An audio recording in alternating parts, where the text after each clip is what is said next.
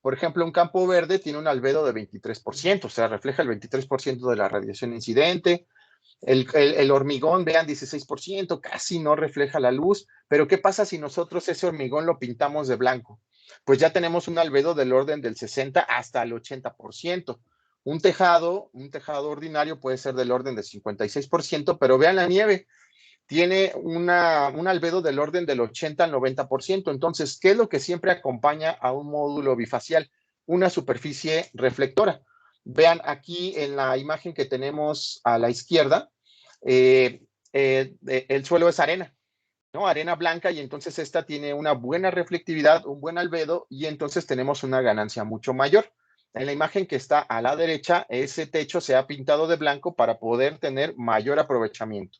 Y en la imagen que está debajo, vean que se ha utilizado una grava, ¿no? Obviamente, pues se trata de utilizar superficies naturales que tengan un albedo lo más grande posible para que se tenga un aprovechamiento mucho mayor. Pero no solo se aprovecha la luz que viene, la luz reflejada, sino que también podemos ahorrar espacio, área en donde vamos a instalar nuestro sistema fotovoltaico. Vean, los módulos bifaciales se pueden instalar verticalmente, como está mostrado en la figura, y pueden tener una ganancia de hasta el 40% respecto a celdas monofaciales con inclinación fija. Entonces, ¿cuáles son las ventajas de los módulos bifaciales? Uno, aprovecho la luz que se refleja, que la estaba desaprovechando anteriormente. Y dos, puedo optimizar el área en donde voy a instalar mi módulo. Uno podría pensar, bueno, pero hay campos solares donde yo puedo instalar, no importa el área, tengo un espacio muy grande. Pero si ahora pensamos en nuestro hogar, ahí nuestra azotea o la azotea de un edificio tiene un área pequeña y por lo tanto tenemos que optimizar el área para poder instalar la mayor cantidad de módulos fotovoltaicos, y los módulos bifaciales vienen a ser una solución a ese problema de área porque los podemos instalar de manera vertical. Aquí tengo una comparación entre diferentes configuraciones de un módulo monofacial y bifacial. Por ejemplo, si a los dos los ponemos inclinados sobre el piso, con una inclinación obviamente óptima, por ejemplo, 30 grados para la Ciudad de México, para un monofacial pues tendría una ganancia del 100% de la energía, ¿no? Es decir, está trabajando bien. Pero un bifacial tendría una ganancia del 105 al 115%, o sea, puedo producir hasta 15% más energía solo por ser bifacial. ¿Qué pasa si aparte de inclinarlo, lo levanto un poco? Pues en un módulo monofacial no va a haber un efecto adicional, voy a seguir teniendo el 100% de la energía producida, pero en un bifacial puedo aumentar hasta el 30% solo por levantarlo un poco. ¿A qué se debe eso? Pues que obviamente hay mayor luz reflejada que llega al módulo. ¿Qué pasa si lo pongo de manera vertical? Pues un módulo tradicional, ahí voy a perder porque él no está hecho para ponerse de manera vertical y tendría una producción de energía del orden del 40 al 50%.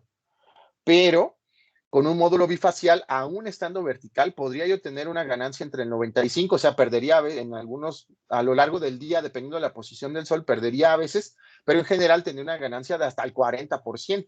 ¿Y qué pasa si mi módulo fotovoltaico bifacial lo pongo en un seguidor solar? Bueno, el monofacial tendría una ganancia, siempre va a tener una ganancia. Esto sería del orden del 10 al 22% utilizando seguidores solares, pero en un bifacial, vean que puede llegar hasta el 45%. Entonces, este tipo de tecnología es muy interesante.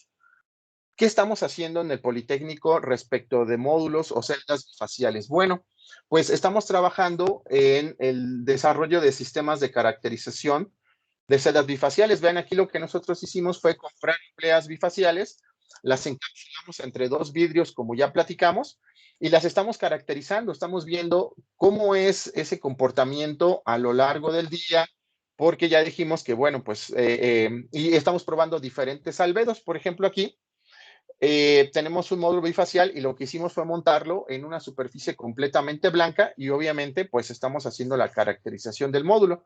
Aquí abajo se muestra una curva característica. Estamos evaluando pues cómo cambian las temperaturas y cuando la temperatura aumenta, qué le pasa a la potencia de este módulo. Y pues tenemos inclusive pues desarrollo de sistema de caracterización, es decir, nuestros estudiantes en el Politécnico han desarrollado sistemas que nos permiten caracterizar estas celdas bifaciales. Eh, Otro tipo de tecnología muy interesante son las celdas semitransparentes, ¿ok? Estas celdas semitransparentes nacen del concepto de módulos fotovoltaicos integrados a los edificios BIPV, ¿no? Building Integrated Photovoltaics. Este consiste en la integración de módulos fotovoltaicos en el diseño de las construcciones, es decir, antes de que un edificio se construya, ya en el diseño se conceptualiza el uso de módulos fotovoltaicos y esto hace que estos módulos fotovoltaicos sean parte o sean elementos de la construcción, por ejemplo, como una pared. Vean las dos imágenes de la izquierda, aquí ya en el diseño original de ese edificio ya se había pensado, ya se había conceptualizado el uso de módulos fotovoltaicos. Entonces, también volvemos, si nosotros queremos poner una instalación fotovoltaica en un edificio, pues solamente tendríamos el techo, ¿están de acuerdo? Pero estamos desaprovechando las paredes. ¿Qué pasa ahora si nosotros también aprovechamos las paredes? Ese es el concepto del BIPV. Y vean, aquí lo tenemos, pero pues un edificio no está hecho solo de paredes, sino que también tiene ventanas. Ahora, estos módulos fotovoltaicos los podremos utilizar también como ventanas y la respuesta es, ¿utilizando la tecnología de silicio tradicional? No. Solamente podríamos hacer lo que está a la izquierda, que es muy interesante, pero las ventanas en estos edificios tendrían que ser ventanas tradicionales. Bueno, pues, ¿qué pasa si nosotros empezamos a utilizar celdas solares de película delgada? Ah, pues estas se pueden hacer semitransparentes. Vean, aquí en la parte de abajo vemos un esquema en donde tenemos una celda opaca, o sea, un módulo tradicional en donde llega la luz, se absorbe, pero no la atraviesa. Pero ¿qué pasa si nosotros utilizamos celdas solares muy delgaditas? Bueno, pues entonces la luz empieza a atravesar a esa celda solar y vean, podemos tener los diseños, que son diseños reales en China, de edificaciones. Vean cómo inclusive las celdas solares se pueden entintar, o sea, se pueden tener de diferentes colores, verde, este es un poco rosa, se pueden tener azules o se pueden tener simplemente con una tonalidad amarillenta y casi translúcida, ¿no? Casi transparente. Entonces vean cómo estas celdas solares se incorporan al diseño de los edificios y nos sirven como ventana y tienen una doble función. Generan energía eléctrica al mismo tiempo que permiten el paso de la luz. Hay tres formas de desarrollar celdas solares semitransparentes. La primera es la más sencilla de todas, es ¿qué pasa si yo a mi módulo fotovoltaico, del cual ya platiqué aquí, dijimos que por atrás tenía un polímero blanco para protección? ¿Qué pasa si en lugar de utilizar el polímero blanco no lo utilizo de ese color, sino busco un polímero transparente?